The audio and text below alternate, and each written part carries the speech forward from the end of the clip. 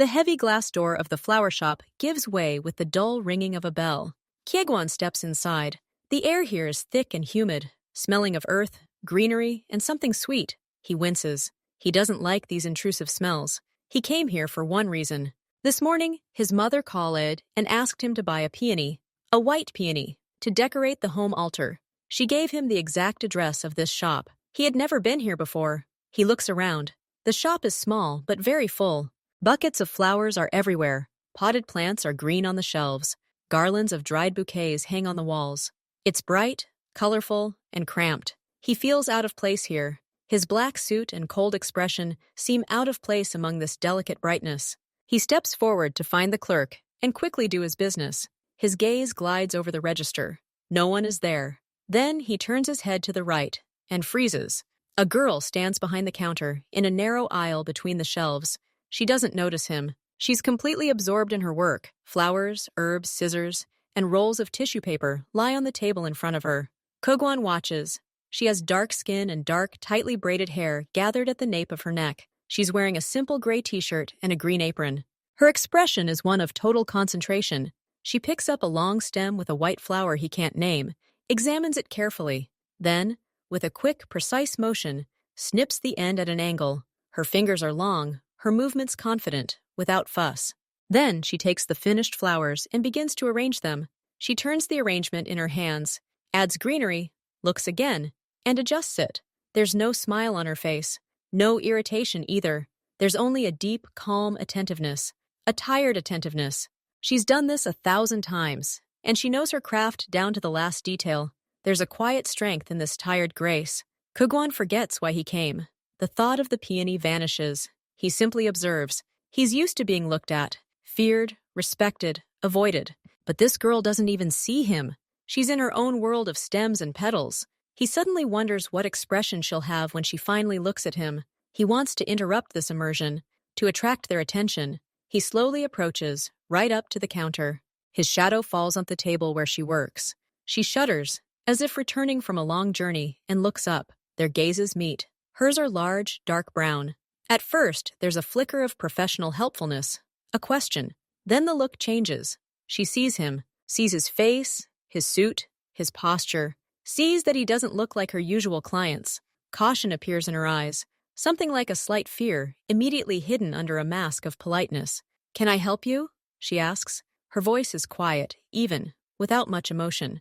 Keugvan doesn't answer the question. He's used to speaking directly, going straight ahead. It usually works. People either comply or retreat. He places his palms on the glass counter. "Let's get acquainted," he says. His voice is low, without a smile, without playfulness. It's not a request. It's more of a statement, a fact he invites her to simply accept.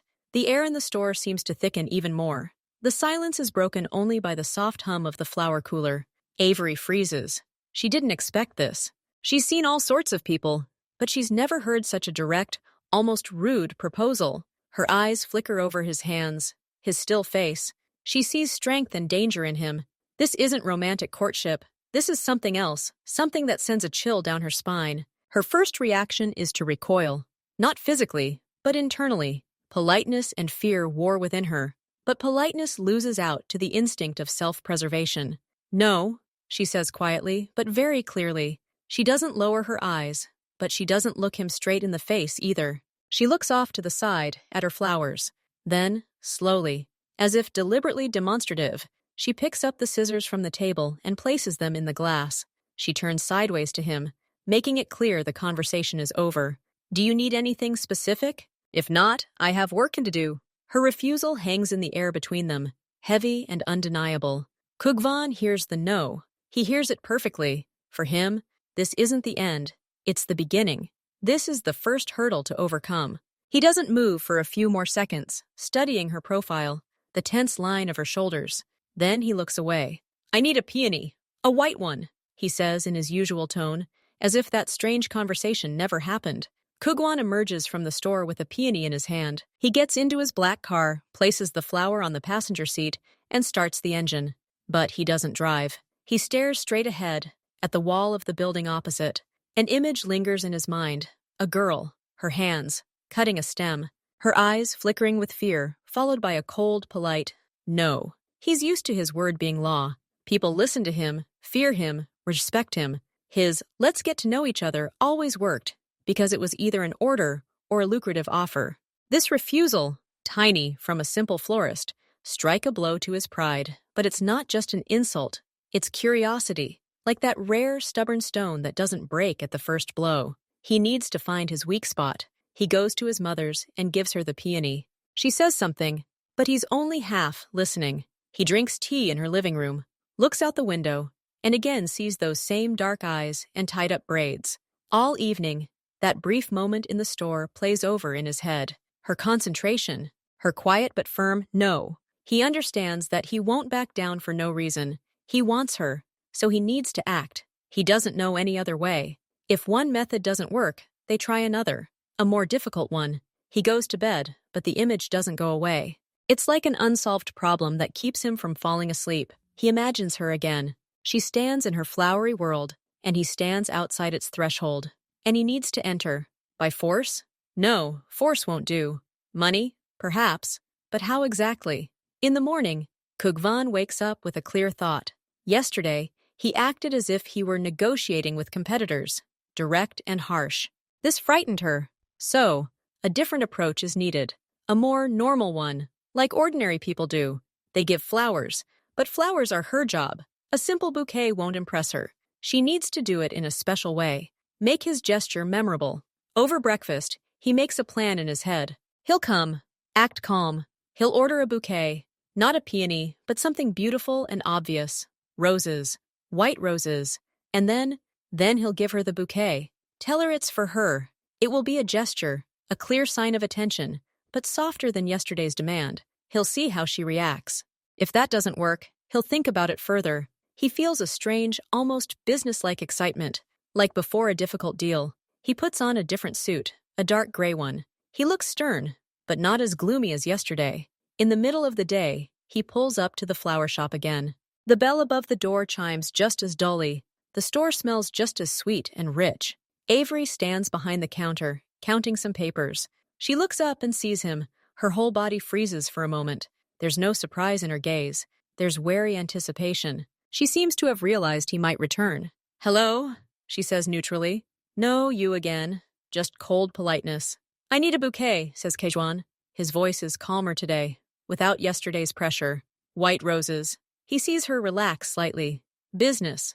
Work. She knows how to handle this. She nods and comes out from behind the counter, walking over to the refrigerator where the roses are. "How many pieces?" she asks, without looking at him. "Assemble as if for an important gift. At your discretion." She nods again, picks up a bucket of white roses, and places it on the work table. Then she begins choosing. Kugvan steps aside and watches. His eyes never leave hers. She picks up the first rose, examines the bud, and carefully removes the damaged outer petals. Then she cuts the stem. Her movements are quick, precise, automatic. She doesn't think about each action. She just does it. She picks up the next rose, then another. She gathers them in her hand, turning the arrangement, adding greenery between the stems. Her fingers move confidently, wrapping the stems with ribbon, tying a tight knot. Then she takes the scissors and trims the ends of all the stems at once, so the bouquet sits level in the vase. Kujuan watches. He likes her confidence. He likes the way she handles the thorny stems without pricking herself. He likes the concentrated crease between her brows. She works silently, completely immersed in the process. For her, he doesn't exist again. And there's beauty in that. She creates something beautiful, oblivious to him. He wants that attention. "Now," Avery says. She wraps the bouquet in thin white paper and deftly secures it with tape. Then she hands it to him. "That'll be 2,800. Kugvan takes money from his inside jacket pocket, counts out the required amount, and places it on the counter. He takes the bouquet from her. The roses are heavy, smelling cool and slightly sweet. He looks at them, then looks up at her. "This is for you," he says simply. He hands the bouquet back across the counter. Avery blinks. She looks at the proffered bouquet, then at his face. There's no joy in her eyes, no embarrassment, just a quick thought. She sees not a romantic gift, but a strange act from an incomprehensible client. She takes a step back, not accepting the flowers. "Why?" she asks bluntly. Her voice remains even and cold. "Just like that," says Kegwon. He continues to hold the bouquet in his outstretched hand. Avery is silent for a few seconds. Then, slowly, as if reluctantly, she finally accepts the bouquet. She holds it in her hands as she would any other product, without tenderness. "Thank you," she says. It's a dry, automatic thank you, the kind you say at the checkout after getting your change. No emotion, no smile. She turns, carries the bouquet to the counter by the wall where several vases of water stand, and sets it down there. She doesn't hold the roses close. She doesn't smell them. She simply lets her hands go. Then she turns to him again. Her face wears the same mask of polite anticipation. "Is there anything else you want, or can we go?" Kugvan looks at her, then at the roses standing in a vase among the other, unsold bouquets. His gesture failed, completely. She didn't see anything special in it. For her, he was still the same inconvenient, strange man who simply added extra work for her. Something is boiling inside him. Irritation, discontent, but also excitement. The game is getting more complicated. She's proven to be a tough nut to crack. She doesn't respond to standard moves. She's not impressed by his money, since he can easily give away an expensive bouquet. She's not intimidated by his pressure. She has her own fortress, and she's holed up in it. He nods slowly, more to himself than to her. He says nothing. He simply turns and walks out of the store. The door closes behind him. He stands on the street, watching the traffic. He's not giving up. He's just beginning to understand the rules. To surprise her, he needs to do something that goes far beyond a simple bouquet. Something on her turf. Something that touches on her world, her work. He needs to think, and think bigger. Kugwan stands on the sidewalk in front of the flower shop. He doesn't get into the car right away. He looks at the display case, filled with green plants and brightly colored buds. He's just had a failure, his second in a row. Yesterday, she was scared and said no. Today, she wasn't scared, but she remained completely indifferent. He gave her probably the most beautiful and expensive bouquet she had in the store, and she put it with the other unsold flowers. Like a warehouse. His initial confidence is crumbling. He realizes he's misjudged his tactics. He approached this as a business matter, where he could use direct pressure or a simple purchase. But this girl is neither a competitor nor a deal-maker. She can't be bought head-on. She can't be intimidated into making a concession. The standard courtship tactics he vaguely imagines other men using don't work either. Flowers are the air she breathes every day. You don't surprise a fish by giving it water. He needs something different, something that won't just be a gesture or a gift, something that will touch her personally, something that will shake her out of her usual routine, out of this little flowery world where she feels safe. He needs to burst into this world, not as a rude invader, but as something unexpected, as an event. He walks slowly toward the car, thinking. He's not angry with her. No, this is pure strategy now. An interesting, complex strategy. He has a goal, to win her attention, her interest, her consent. But a serious obstacle has appeared on the way, her complete indifference. This means he needs to overcome this obstacle in an unusual way. In the evening, Kugvan sits in his office. It's a large room with a massive wooden desk, an expensive leather chair, and bare walls. It's quiet. Here he thinks. There are no papers on the desk in front of him. He has put everything aside. He sits back in his chair, staring at the ceiling. The scene in the store plays again in his head. Her face, her hands placing the bouquet in the vase, her empty gaze. What will surprise her? The question plays in his head like a persistent melody. Options come and are immediately discarded. An expensive gift? Jewelry? No. That would look like a desperate attempt to buy her affection. Like with the roses. A miss. Invite her to the most expensive restaurant? Doubtful. She'll probably refuse again. And what will he do there? They're not even talking. Arrange some kind of grand stage right in the store? An orchestra? Confetti? It's silly and too theatrical. It's not his style. He gets up and goes to the window. Outside is the city at night. Lights and traffic. He has power, money, and connections. He can solve many problems. But how can he solve this one? How can he use his resources to touch that one specific girl who spends all day fussing with flowers? He returns to the table, picks up a pen, and begins scribbling ideas on a blank sheet of paper. It turns out to be a strange, disjointed list. Shower her with flowers? But she's already one of them. Give her something else? What? Do something for her store? The last line gives him pause. He circles it twice. Do something for her store. But what? Buy out all the flowers? That's absurd. Why? So she'll be left without a product?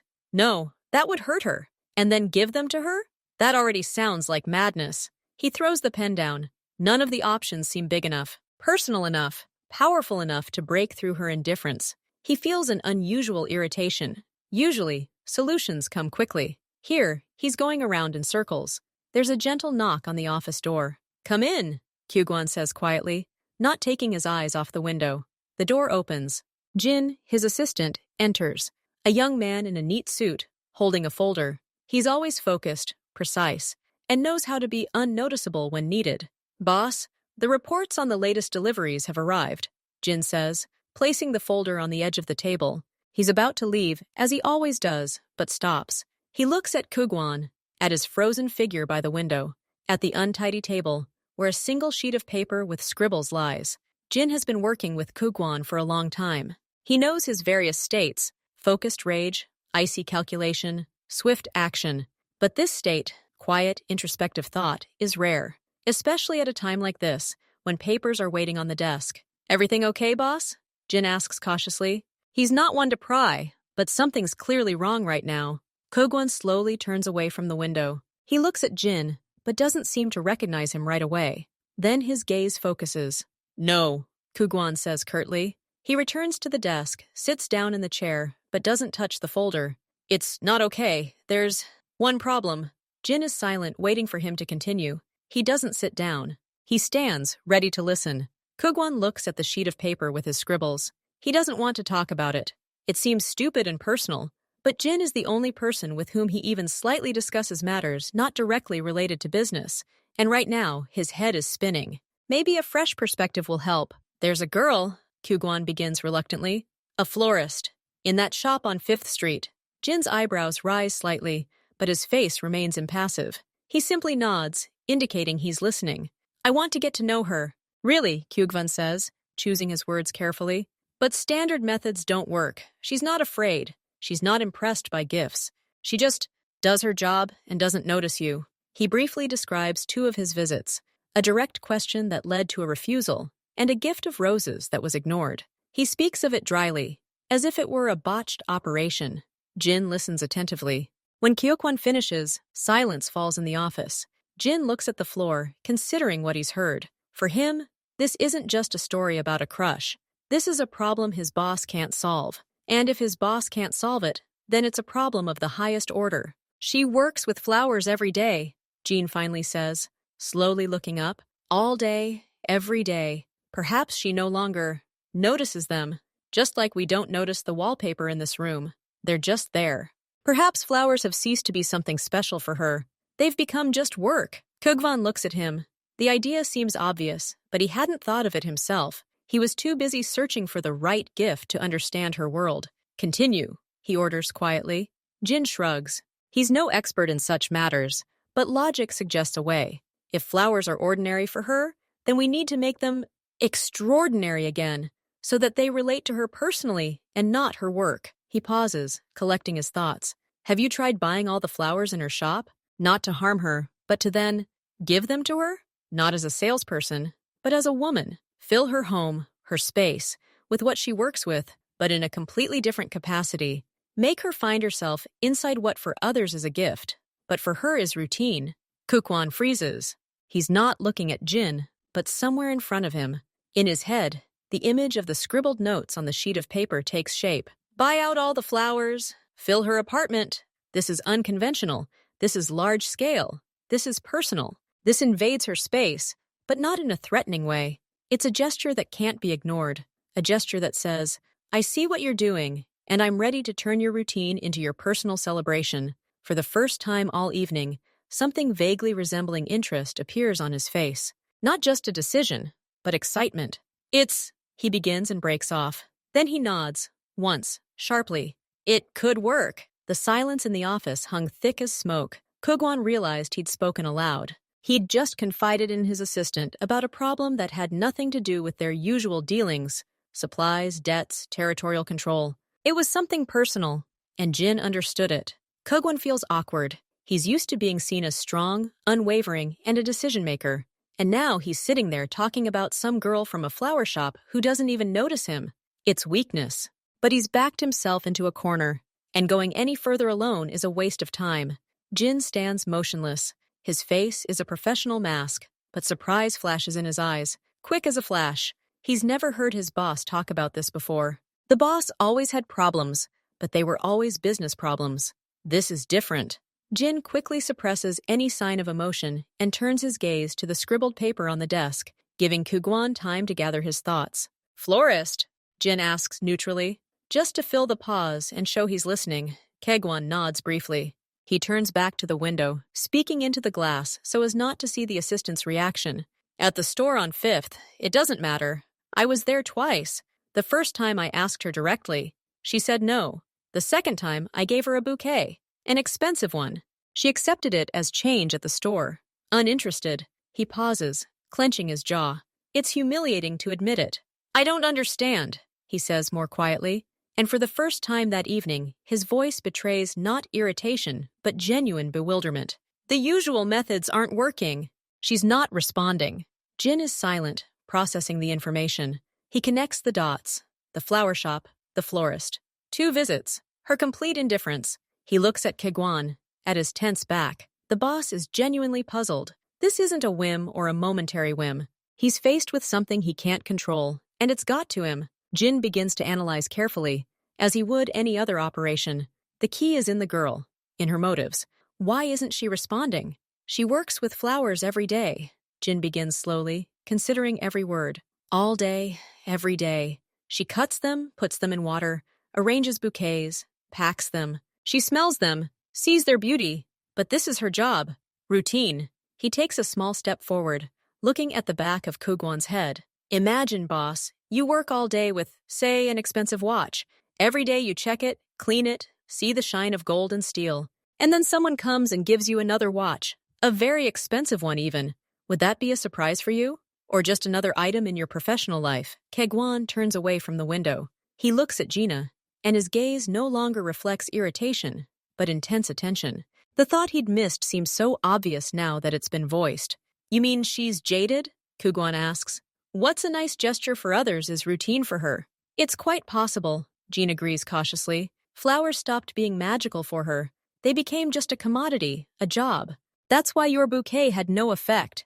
It was from her world, from her workday. Kugwan nods, finally seeing the root of the problem. Yes, that makes sense. He was aiming at the wrong target. He was offering her something she already had in abundance. So the context needs to change. Make it so that flowers stop being a job for her. Then what? He asks Jin. Don't give her flowers at all? Jin pauses to think. He's not a romantic. He's a tactician. And his mind is searching for an unconventional approach. If flowers are her job, then how can she turn that job into something personal? Suddenly, a simple, yet logically absurd picture forms in his head. No, Jin says. His voice becomes a little more confident. You need to give her more than just a bouquet. You need to give her entire store. Or rather, her entire inventory. Kugwan frowns. Buy it all? Why? To ruin her? Not to ruin them, Jean quickly corrects, sensing that the idea might be met with hostility, but so that later, I can give them to her, all these flowers, but not to the store, not to sell, but to her, home. He pauses, letting Kugwan imagine. You buy absolutely everything in her shop, every flower, every plant, and you tell her, I'll buy all of this if we take it to your home and fill your apartment. You turn her work into her personal space. You take what's ordinary for her and place it in an extraordinary context. She spends all day in the shop, but her home is a different place. And if her home suddenly becomes an extension of the shop, not for sale, but for herself, it won't just be work. It will be an event, something that hardly anyone else will do for her. Kugwan listens without moving. His gaze becomes sharp, penetrating. The absurdity of the idea fades into the background before its clear, cunning logic. This isn't just a gift. It's an invasion of her privacy, but a gift nonetheless. It's a gesture that can't be ignored or dismissed as business as usual.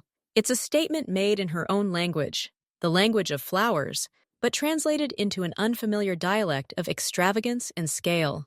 And what will I get in return? Kugvai asks quietly, already mentally trying out the plan. Jin shrugs.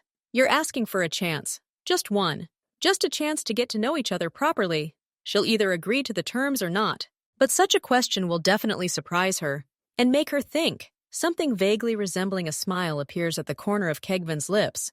Not a kind one, but a satisfied one, like a chess player who has found an unexpected move. Yes, he says finally, and his voice takes on a firmness once again. This could work. This is exactly what's needed. Jin's words hang in the air of the office, and Kyukwon catches them. They fall not into the void, but onto the prepared soil of his irritation and determination. Suddenly, everything falls into place. Yes, it's absurd, but it's perfect. Buy out her entire store. Fill her apartment. This isn't just a gesture. It's an operation. Clear, with a measurable result. Either she agrees to his terms or she doesn't. No halftones. This is how he's used to working. Jin's idea transforms an elusive, murky problem into a concrete task with clear steps. Kyugwon is no longer sitting. He stands up, and his movements regain their usual speed and precision. Thoughtfulness and indecision evaporate. A plan has been formulated. He must act. What time is it? He asks sharply, glancing at the clock on the wall. Jin looks at his 20 to 8. The store probably closes at 8, or thereabouts.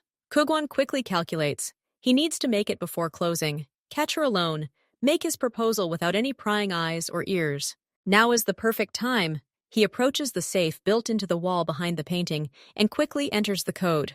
The door slides open. Inside are neat stacks of bills. He doesn't count them. He takes a thick wad, tucks it into his shirt, then another. Money is just a tool. The most direct and understandable one in this situation. He turns to Jin, who's watching him, still slightly stunned by the speed with which his absurd idea was accepted. Wait here, says Kyugwon, already adjusting his jacket. If everything works out, you'll need to arrange a car and a couple of people for transportation. There will be a lot of flowers. Now?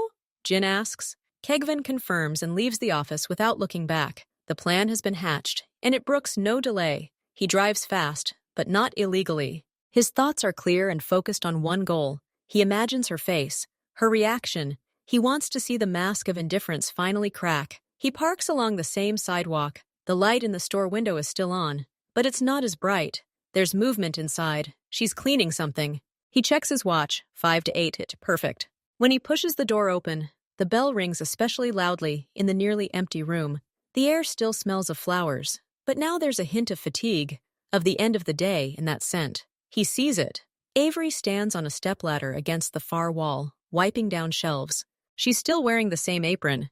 She turns at the sound of the doorbell, and when she sees him, she freezes for a second. Then she slowly descends. Her expression is still as wary as yesterday, but today it's more tired than fearful. She seems to just want the workday to be over, and then he appears again.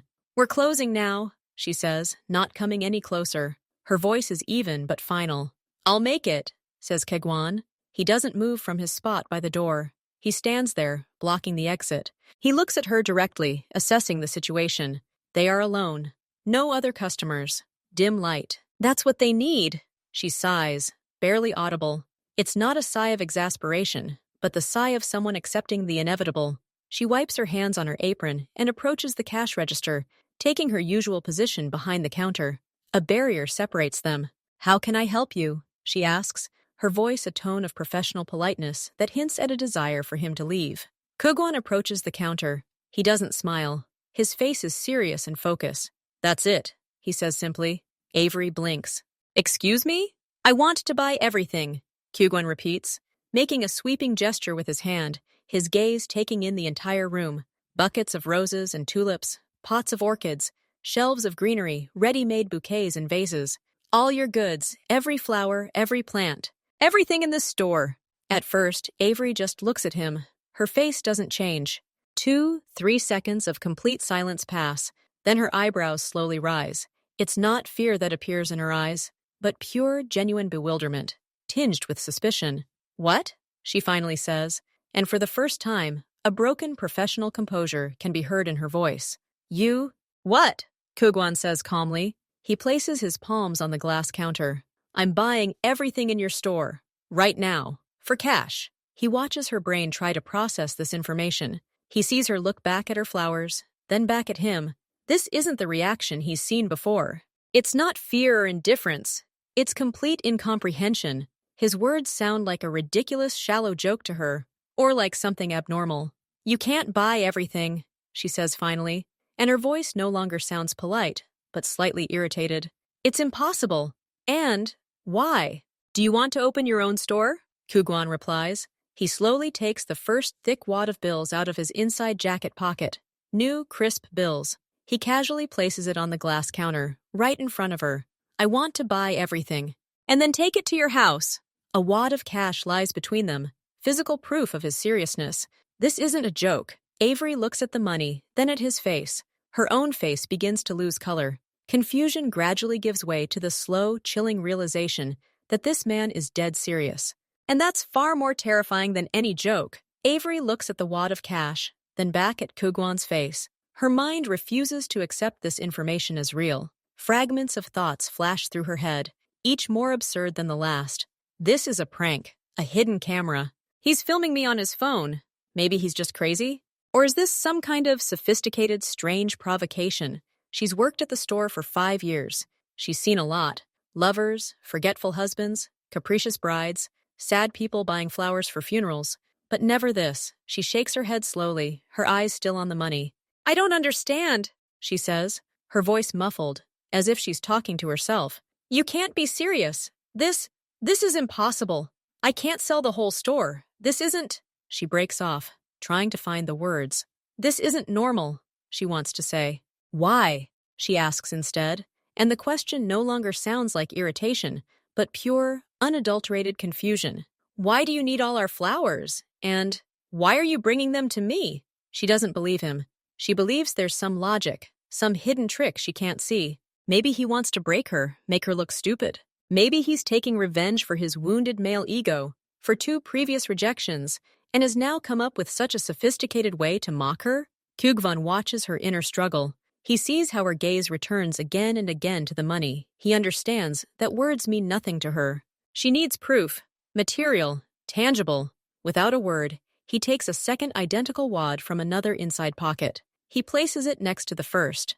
2 neat stacks of crisp new bills lie on the glass counter, a bright spot against the plain wooden counter and cash register. This is not a joke, he says in a calm, even voice, and not a provocation. I'm offering you a deal, a straightforward and simple one. I'll pay for all the goods in here, now, in cash. You close the store and go home, and we'll take all the flowers and deliver them to you. He pauses briefly, letting her look at the money again. Its reality is now beyond doubt. This isn't a dummy, not some joke candy money. These are real bills, enough to pay the rent for this store for 6 months in advance. You don't have to worry about anything, he continues. Not about inventory, not about the exact cost. I'm giving you an amount that will cover everything, with interest. Avery slowly, almost against her will, reaches out. She doesn't take the money. She simply touches the edge of the top stack with her fingertips. She feels the texture of the paper, its density, the slight crunch. This is real money. So much real money. The touch makes her heart beat faster. This is no longer an abstraction. This is a fact. She jerks her hand away, as if from fire, and looks at Kugwan with wide eyes. Now her gaze is no longer filled with bewilderment. Now there's fear there. Fear of something incomprehensible, something too big, something that's bursting into her measured, predictable life. Why? She asks again, and this time it's a whisper. Why are you bringing them to me? What do you want? Kugwan leans a little closer across the counter. He holds her gaze.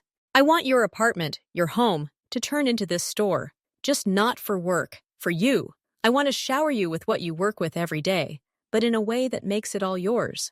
His voice is quiet, but very clear, without a hint of playfulness. If I do this, if we fill your apartment from floor to ceiling with flowers, will you give me a chance? Just one. Just a chance to get to know each other, to talk, to go somewhere. He delivers it like a business proposition, like a contractual clause. He's not asking for love, not promising eternal passion. He's asking for an opportunity, one date, in exchange for a wild, extravagant gesture that, as he now understands thanks to Jean, might be meaningful to her precisely because it breaks her out of her routine. Avery freezes. Everything inside her protests. This is dangerous. This is strange. This man is not someone to mess with. But her eyes slide back to the money, and then to her store, to these buckets that need washing, to these flowers that might wilt tomorrow, to this daily, endless cycle. And through the fog of fear and mistrust, another thought slips into her mind. The thought that her empty, modest apartment, always filled with the smell of food from the neighboring kitchen and dust, will suddenly be filled with this thick, sweet, living scent. That she will wake up not among gray walls, but in an oasis of what she knows and can create, but has never allowed herself to simply have. He asks for just one chance. And in return, he offers a miracle. A strange, frightening, but true miracle. The silence stretches. Avery looks at Kugwan, her gaze darting feverishly across his face, searching for a lie, a sneer, any sign of insincerity. She sees only firm, unwavering certainty. He's not joking. He really means to commit this madness. Then her eyes fall back to the money. It's lying on the counter, flashy and unbelievable. It could pay the rent on her modest apartment for 6 months in advance. It could pay off her small debts. It would solve many of her problems. But the price is him, his presence in her life. At least one chance, as he says. She glances back at the store. The evening lamplight falls softly on the petals, casting long shadows from the shelves. This is her world. It is familiar, predictable, sometimes tiring. She knows the scent of every flower, knows how they will behave in a day, in 2. This is the routine of safety, but it is also the routine of loneliness. The days blend into each other. 2 feelings war within her. A naked, primal fear of this unfamiliar, powerful man and what he offers. He's like a hurricane, ready to burst into her carefully constructed life. And another feeling, a dull, weary curiosity. What will happen if she says yes? What will happen if she allows this madness to happen? Fatigue from the gray everyday life, from the eternal no and caution, suddenly rears its head. She's tired of being afraid, tired of this ordinariness. Kugwan doesn't rush her. He simply waits, watching the changing expressions on her face. He sees how fear battles fatigue, how curiosity slowly gnaws away at the wall of her resistance. Avery closes her eyes for a second. She takes a deep breath, and the familiar floral air rushes into her lungs, the air of her everyday life. And she suddenly realizes with great clarity that she wants everything to smell different tomorrow, even if it's scary, even if it's a mistake. She opens her eyes and looks straight at him. Her gaze is no longer confused, but simply very tired and determined. "Okay," she says quietly. Then, almost inaudibly, she adds, "Just one chance. Just one." She doesn't smile. She doesn't nod enthusiastically. She simply says these words, like a self-inflicted sentence. It's a nod not of joy, but of shock and a dull weariness that ultimately proved stronger than fear. Kukwan slowly straightens up. A momentary quick flash of satisfaction flashes in his eyes, which he quickly extinguishes. He takes out his phone and sends a pre-prepared message to Jin. "All clear. Arrange transportation. Need address. Where do you live?" he asks, looking at her. Avery, still in a daze, mechanically dictates the address of her small apartment a couple of blocks away. She feels as if she's watching this unfold from the outside. 20 minutes later, a black van pulls up to the store. Jin and 2 other sturdy, silent men in simple clothes emerge. They don't ask any questions. They look at Kagwan, who gestures briefly toward the store. The work begins. They move quickly and efficiently, like warehouse workers. They pick up buckets of flowers, carefully, but without unnecessary tenderness, carry them out and place them in the van. They take potted plants, baskets of dried flowers, and ready-made bouquets in vases. Avery stands to the side, leaning against the counter, watching as her store empties before her eyes. It's a surreal sight. The shelves are stripped bare. The refrigerators are emptied. Only puddles of water and fallen petals remain on the floor. Then she gets into the car with Kegwan, and the van follows them. She is silent the whole way, looking out the window. She doesn't know what to say. She doesn't know what to think. In her home, a small 5-story building with no elevator, the second part of the madness begins. Men begin to climb the stairs. They carry buckets of roses, lilies, and tulips. They carry pots of orchids and ficus trees. They carry baskets and bouquets. And they carry all of this into her one-room apartment. At first, flowers are placed against the wall in the hallway. Then, when space runs out, they're moved to the living room. The room's modest space begins to disappear rapidly. Buckets occupy the floor along the sofa. Potted plants line this windowsill, the bookshelves, and the coffee table. Bouquets and vases crowd the kitchen table and the nightstand. The space dissolves under waves of greenery, white, red, yellow, and pink. An hour later, it's all over.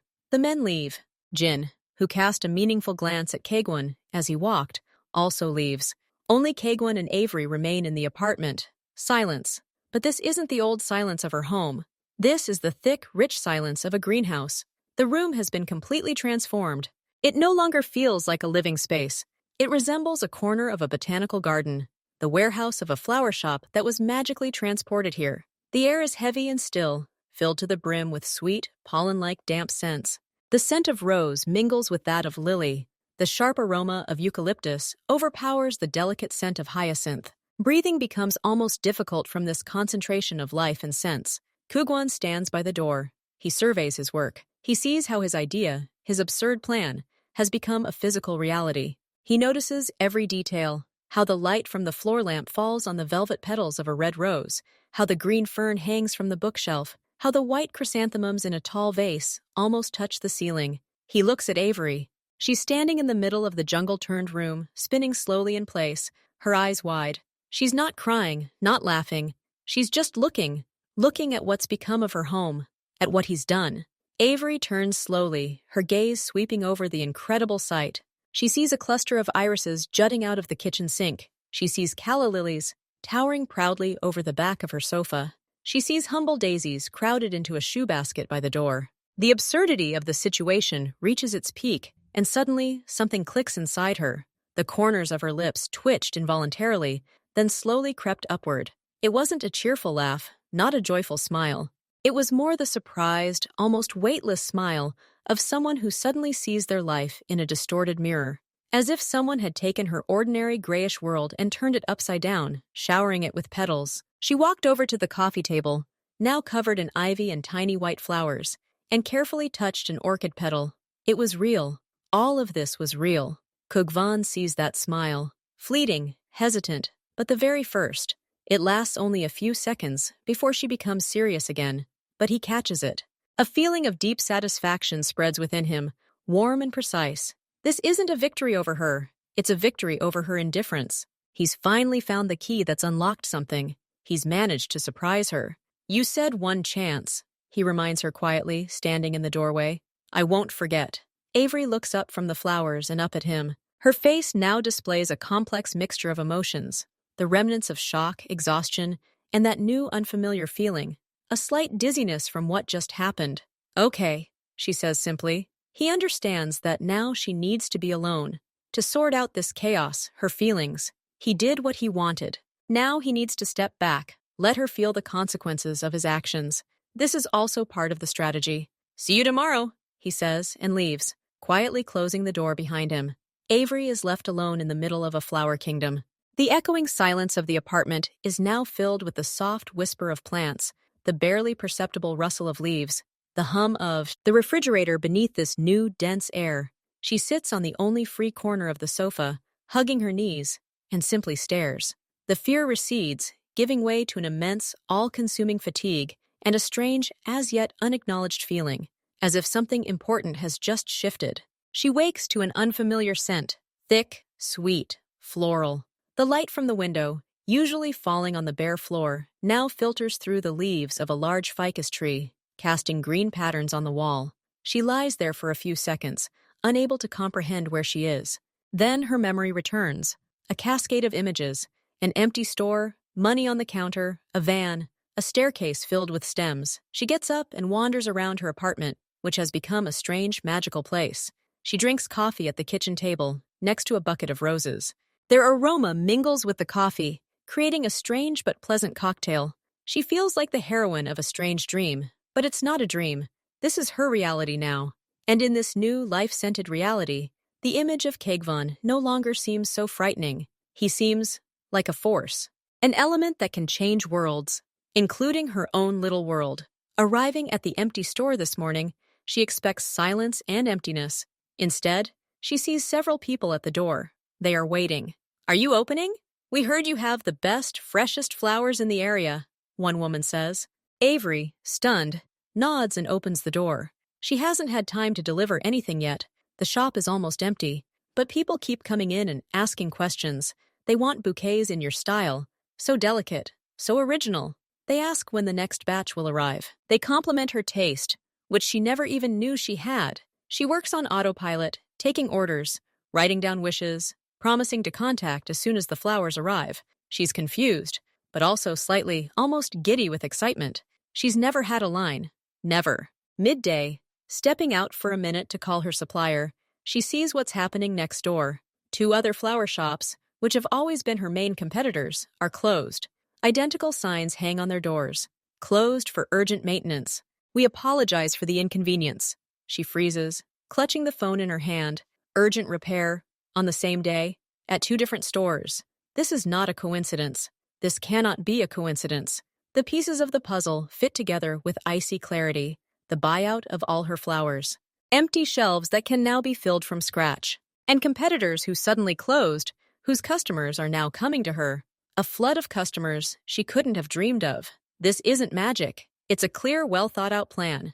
And one man is behind it. Ku Guan. He didn't just give her flowers. He gave her an opportunity. A business opportunity she never even dared to imagine. He removed the obstacles in her path. Without asking, without warning. He just did it. She returns to her empty store, where a list of new orders hangs on the wall, and slowly sinks into a chair behind the cash register. Fear stirs deep within her again, but it's already overshadowed by something else, a sense of the scale of what's happening and the power behind it, and a strange, uncontrollable feeling.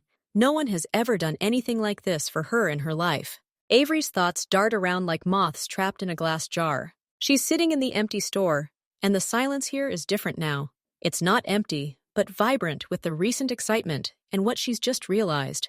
She thinks of the flowers that now fill her apartment.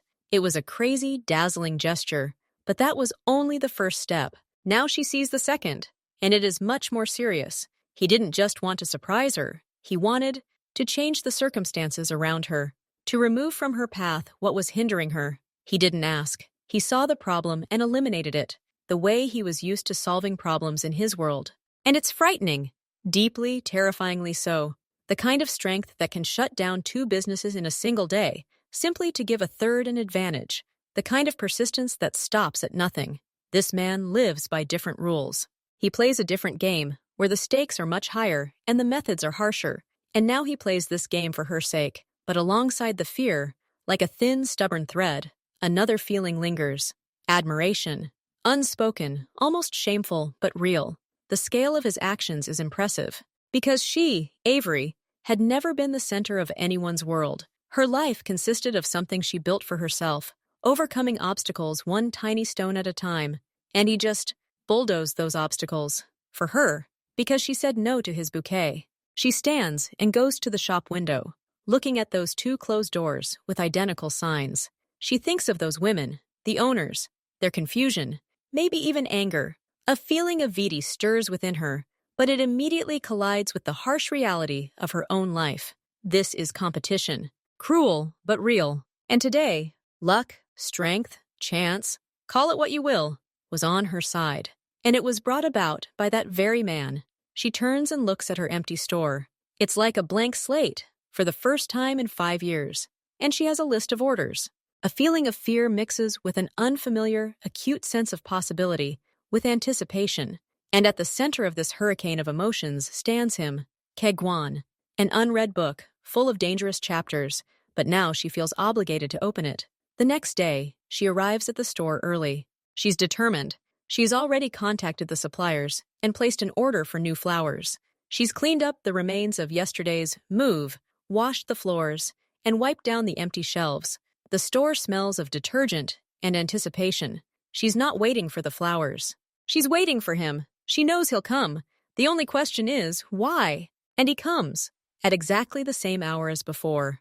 The bell rings, and she, standing behind the counter, looks up. Today, she doesn't flinch. She meets his gaze. He looks the same. Impeccable suit, serious face. But today, he's not holding flowers. Instead, he's holding a thin black leather folder. He approaches the counter. Between them lies a glass countertop, but today it seems thinner. "How's the apartment?" he asks. His voice is casual, without a hint of mockery or smugness.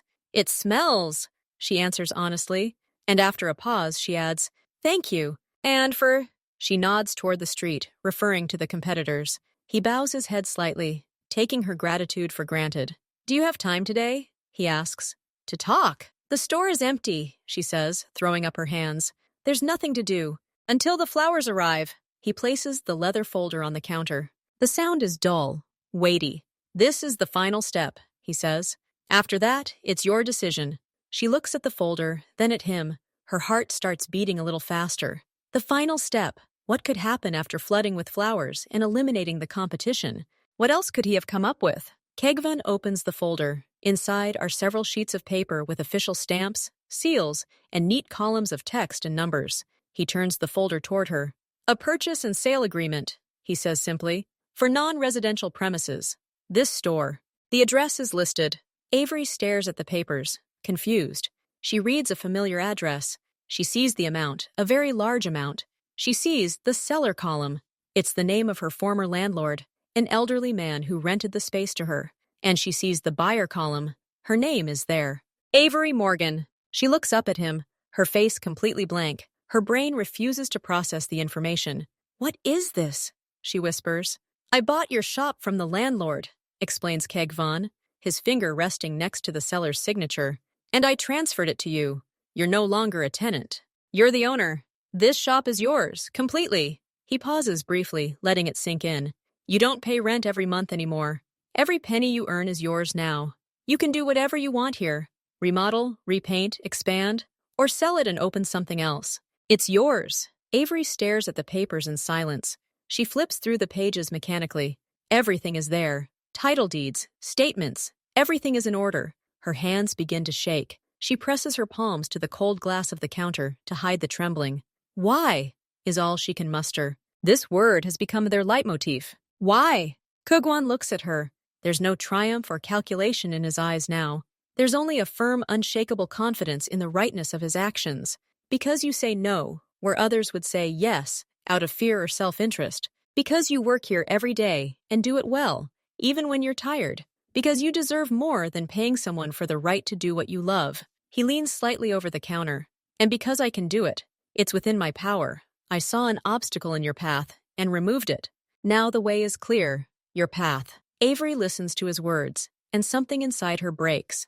Not with a crash, but with a quiet, clear sound, like thin ice cracking on a puddle in the sun. All her defenses, so carefully built up from the very first day when he walked in and rudely asked, "Let's get acquainted," crumbled in an instant. Fear, mistrust, the certainty that he was simply playing some dangerous rich man's game with her, all of it crumbled to dust under the weight of this gesture. This isn't just money. This isn't just a gesture. This is freedom. Real, tangible freedom, which she holds in her trembling hands on these sheets of paper. He didn't just give her flowers or clients. He gave her something to stand on. Independence. He literally handed her the key to her own life. She looks at his name, crossed out as the buyer, and at hers as the new owner. She thinks of the years she spent counting every penny to pay the rent, of the fear that the landlord would suddenly raise the rent or sell the place, of the feeling that she was always just a temporary guest in this space.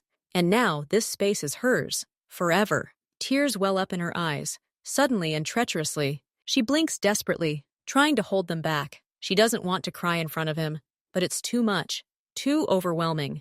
She looks away, staring at the empty corner of the store, and quickly wipes the corner of her eye with her palm. I don't know what to say, she says hoarsely, her voice breaking. Nothing needs to be said, Kugwan replies. His own voice is a little softer than usual.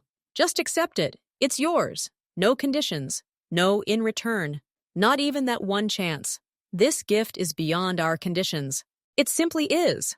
This is the final nail in the coffin of her old mistrust. He doesn't demand immediate payment. He doesn't insist. He simply gives. Unconditionally. And therein lies his greatest strength. Avery takes a deep, unsteady breath. She looks down at the papers again, then up at him. Her gaze is different now. There's no longer a wall there. There's weariness, shock, a bit of confusion, but also clarity and recognition. Recognition of him, not as a stalker, but as a man who, no matter how strange and frightening his methods, sees her and sees what she needs, even when she herself was afraid to dream of it. He waits. He stands calmly, his palms on the counter, and looks at her. He's done all he can. There's nothing left. Now the choice is hers. And Avery makes this choice. She doesn't analyze it. She simply feels it. She feels the weight of the key in her hand, even if that key is just a metaphor on paper. She smells the flowers waiting for her at home.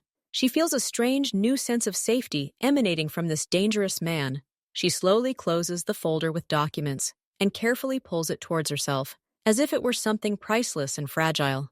"Okay," she says quietly. Then she looks him straight in the eyes, and the same light, hesitant smile that appeared among the flowers in her apartment appears on her lips, but now there's a little more warmth in it. "Okay, Kegwan, I'll go with you. On one date." She doesn't say to dinner or to a movie, just, "I'll go with you." That's all he needed to hear. The corner of his mouth twitches in a barely perceptible, stingy semblance of a smile. He nods, once, briefly and clearly. "Okay," he says. "I'll pick you up tomorrow. At 7. He doesn't ask if she's comfortable. He simply informs her, but now it sounds less like an order and more like an agreement, like a beginning. He turns and leaves. The door closes behind him. Avery is alone in her store. In her store. She places her palm on the smooth leather of the folder. The ice is broken. The hurricane has passed, leaving behind not destruction, but new, unfamiliar, frightening, and incredibly exciting possibilities. The toy of her old, safe life was over. A new game was beginning, and the rules for it had yet to be learned. The end of the day passes in a blur for Avery.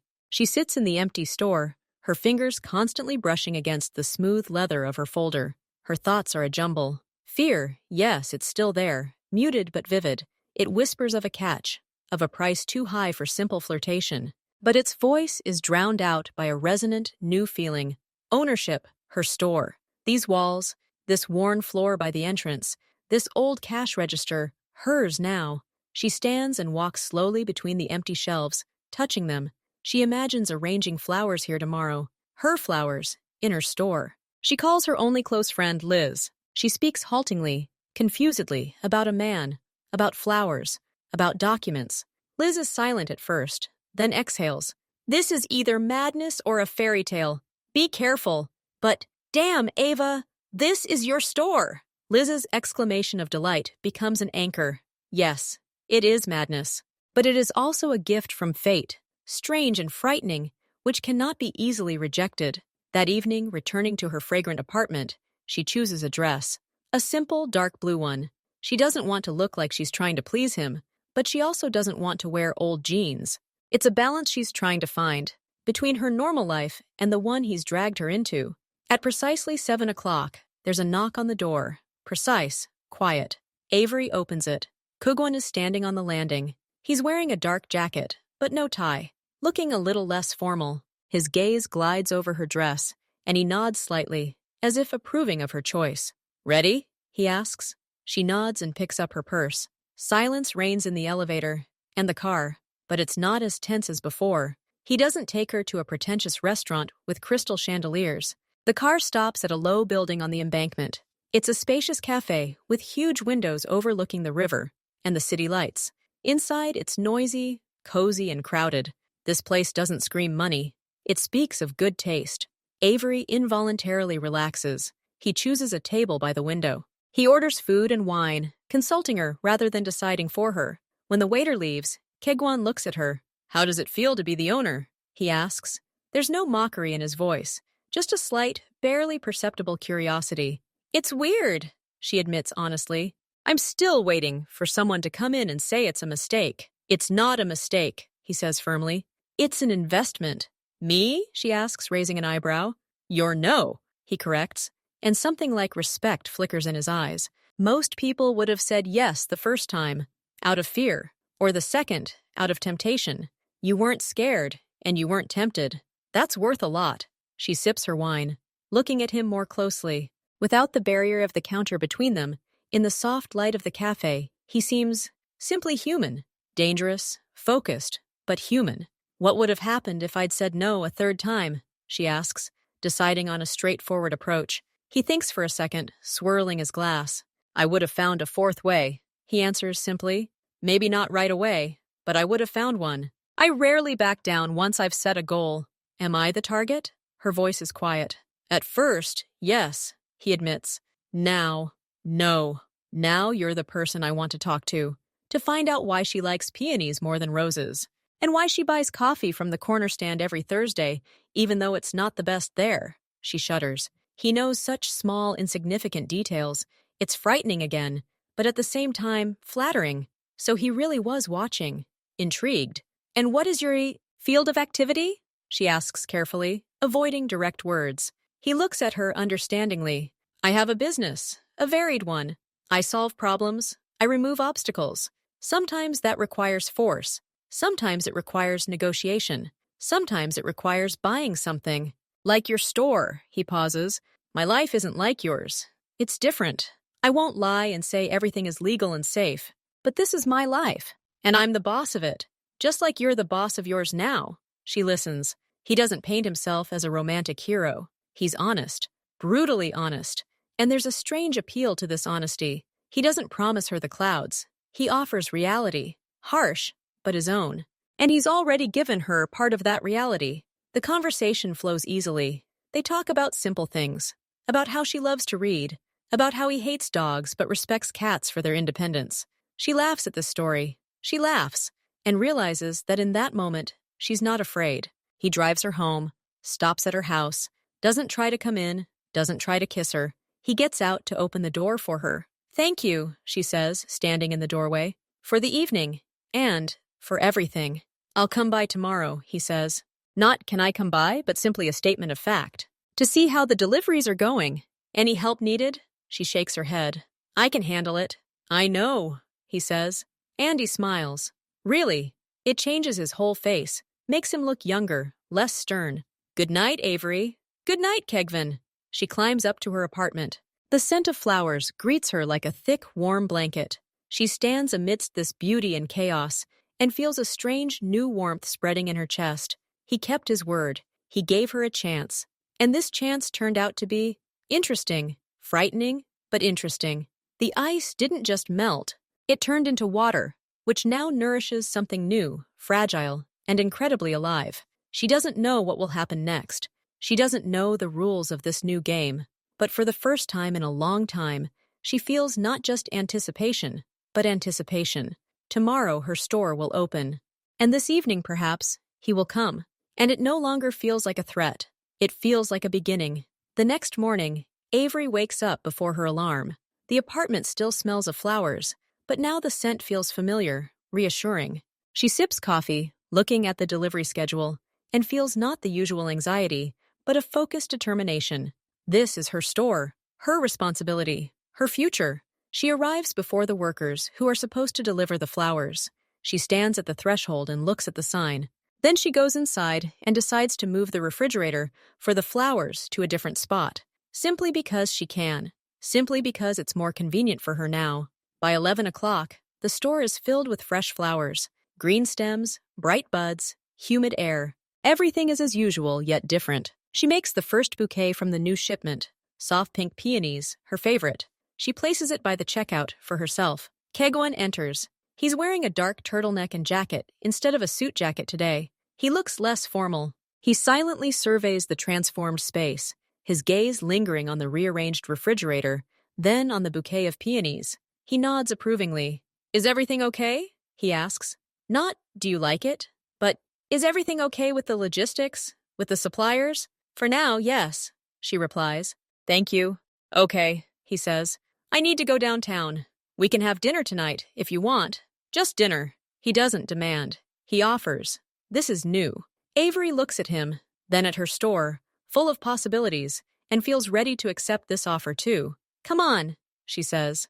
Just have dinner. He nods again, briefly and clearly, and leaves. Avery returns to work, but now, in the silence of the store, broken only by the rustle of wrapping paper, a new, warm feeling lives. She didn't just go on a date. She started a new dialogue, and this time from a position of strength, her own.